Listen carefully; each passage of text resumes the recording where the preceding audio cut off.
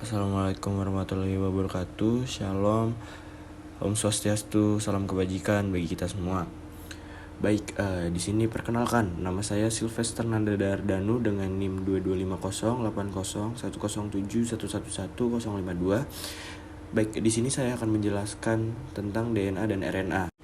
Baik, di sini kita masuk langsung ke DNA. Bahwasannya DNA ini yang pertama, polimer dalam DNA ini terdiri dari 3 komponen utama, yaitu gula pentosa atau bisa disebut juga sebagai deoksiribosa, asam fosfat atau trifosfate, dan basa nitrogen. Selanjutnya, DNA merupakan polimer asam nukleat yang tersusun secara sistematis dan merupakan pembawa informatik genetik yang diturunkan kepada keturunannya.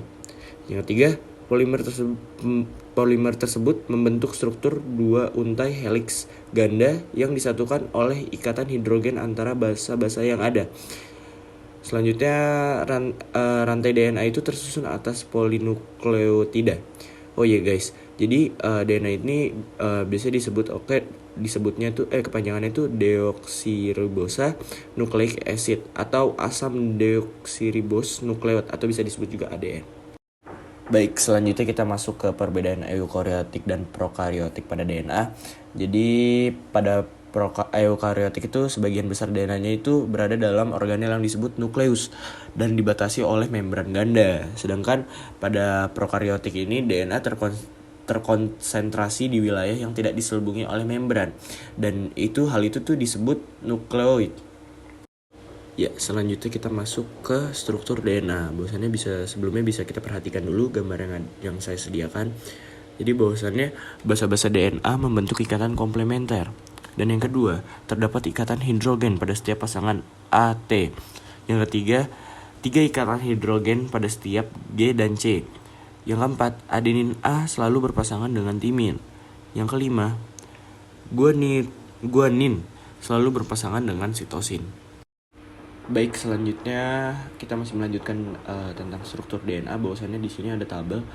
Yang paling atas itu tertulis basa nitrogen penyusun DNA lalu terpecah menjadi 2, yaitu purin dan perimidin. Nah, purin ini terpecah menjadi 2, adenin dan guanin, sedangkan perimidin itu terpecah menjadi sitosin dan timin. Nah, selanjutnya ada 4 basa dalam DNA, yaitu adenin, sitosin, guanin, dan timin.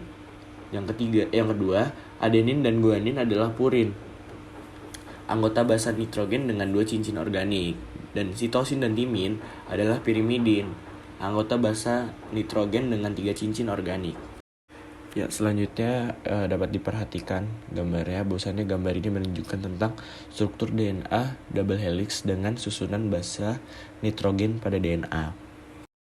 Baik, selanjutnya kita masuk dari fungsi daripada DNA.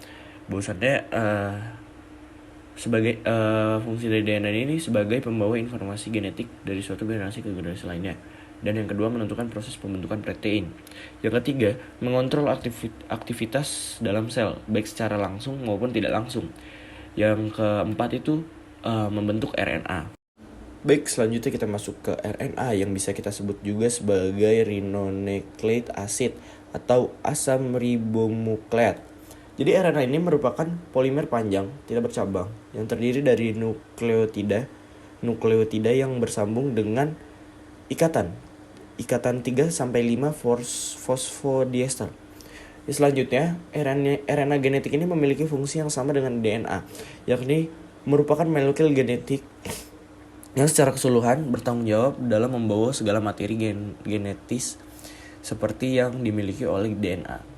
Dan yang ketiga itu RNA non-genetik merupakan RNA yang tidak berperan sebagai DNA. Baik, selanjutnya kita masuk ke struktur daripada RNA itu sendiri. Jadi bahwasannya setiap satu molekul RNA tersusun dari 1 basa nitrogen, 1 gula pentosa, dan 1 gugus fosfat. Polimer tersusun dari ikatan berlangsung selang-seling antara gugus fosfat dari 1 nukleotida dengan gugus gula ribosa dari nukleotida yang lain.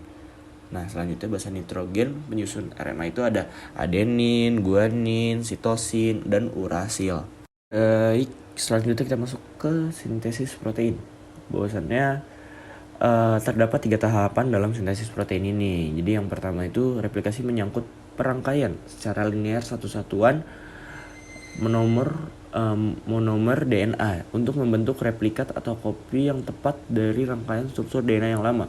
Proses ini memungkinkan pembentukan 2 molekul anak DNA selama pembelahan sel, masing-masing satu kopi yang tertepat dari induk DNA.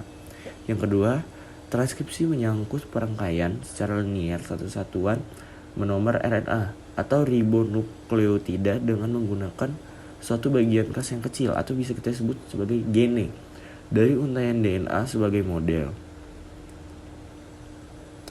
Molekul RNA tidak saja menyediakan cetakan kerja bagi biosintesis protein. Dan yang ketiga, translasi meliputi perangkaian secara linear monomer asam amino dengan menggunakan satu jenis kas RNA sebagai cetakan dan jenis kas RNA lainnya sebagai pembawa dan pengubah asam amino. Ini sesuai dengan proses yang sesungguhnya dalam sintesis protein. Nah, selanjutnya kita masuk ke tipe RNA nih. Jadi bahwasannya tipe RNA itu yang pertama transfer RNA merupakan bentuk terkecil dari RNA karena ukurannya. Maka kadang disebut sRNA atau bisa atau small RNA sebagai akibat bahwa ia tinggal di dalam cairan bagian atas dari larutan. Sedangkan bentuk RNA yang lain yang lebih berat mengendap oleh sentrifugasi ultra. Dan yang kedua, ribosom RNA merupakan komponen struktural yang utama di dalam ribosom. Dan yang ketiga, messenger RNA merupakan komponen yang bertugas membawa pesan atau kode genetik dari kromosom ke ribosom, kemudian menjadi cetakan untuk menentukan spesifitas urutan asam amino pada rantai polipeptida. Baik, sekarang kita masuk ke perbedaan DNA dan RNA. Jadi yang pertama ini perbedaan letak ya. Jadi letak DNA itu di inti sel, sedangkan RNA inti sel, sitoplasma dan serta ribosom. Yang kedua itu bentuk. Jadi bentuk DNA itu pita spiral ganda. Sedangkan RNA ini pita tunggal. Yang ketiga ada komponen gula. Jadi kalau komponen gula DNA ini deoksiribosa, sedangkan kalau RNA ini ribosa. Selanjutnya yang keempat itu ukuran. Bahwasannya ukuran DNA ini sangatlah panjang, tapi berbanding terbalik dengan RNA. Bahwasannya RNA ini pendek. Selanjutnya ada basa nitrogen. Bahwasannya perbedaan basa nitrogen kalau DNA itu ada purin, adenin, guanin, perimidin, sitosin dan timin. Sedangkan kalau RNA itu purin, adenin, guanin, pirimidin, sitosin dan urasil. Jadi perbedaannya ada pada urasil dengan timin ya. Yang selanjutnya itu ada kadar. Bahwasannya perbedaan di DNA itu tidak dipengaruhi oleh kecepatan sintesis protein. Sedangkan pada RNA berubah-ubah menurut kecepatan sintesis protein. Jadi berbanding terbalik ya. Selanjutnya fungsi. Fungsi daripada DNA itu mengendalikan faktor keturunan dan sintesis protein. Sedangkan kalau pada RNA itu sintesis protein. Baik, di sini kita masuk lagi ke sifat DNA maupun sifat RNA. Jadi sifat DNA itu yang pertama rantai, ganda dan berpilin dan panjang. Gulanya deoksiribosa. Yang ketiga kadar selalu tetap. Dan sedangkan sifat RNA itu yang pertama rantai tunggal dan pendek. Gulanya iribosa. Yang kadarnya itu berubah-ubah. Baik, kita sekarang masuk ke aliran informasi genetik. Bahwasannya di sini ada dogma sentral. Jadi yang pertama itu replikasi. Jadi replikasi itu proses pengkopian DNA induk untuk menghasilkan molekul DNA anak yang mempunyai 7 urutan nukleotida yang identik. Nah, yang kedua itu ada transkripsi. Bahwasannya transkripsi ini proses di mana kode genetik yang terdapat dalam DNA dikopi menjadi molekul RNA. Yang ketiga, translasi. Pesan genetik yang dikode dalam messenger RNA ditranslasi dalam ribosom menjadi polipeptida dengan urutan asam amino tertentu. Ya, bisa kita lihat ya di situ pada gambar ada replication langsung ke DNA menuju DNA ke transcription ke RNA, lalu ke translation menjadi protein. Ya, selanjutnya itu ada replikasi. Jadi yang pertama itu replikasi itu bersifat semi konservatif. Yang kedua, mula-mula kedua untai DNA terpisah. Masing-masing untai berfungsi sebagai template untuk sintesis untai DNA yang baru. Dan yang ketiga, proses replikasi menghasilkan 2 molekul DNA baru. Masing-masing memiliki satu rantai lama dan satu rantai baru. Dan yang keempat, jika awal dimulai replikasi itu disebut ORI. Baik, sekarang kita masuk ke transkripsi. Bahwasannya proses sintesis molekul RNA menggunakan DNA sebagai template disebut transkripsi. Dan yang kedua, molekul RNA yang disintetis mempunyai urutan basa yang komplemen dengan salah satu rantai DNA. Yang ketiga, menghasilkan 3 jenis molekul RNA, yaitu mRNA, tRNA, dan rRNA. Dan yang keempat, promotor untuk memulai transkripsi dan terminator untuk penghentian transkripsi.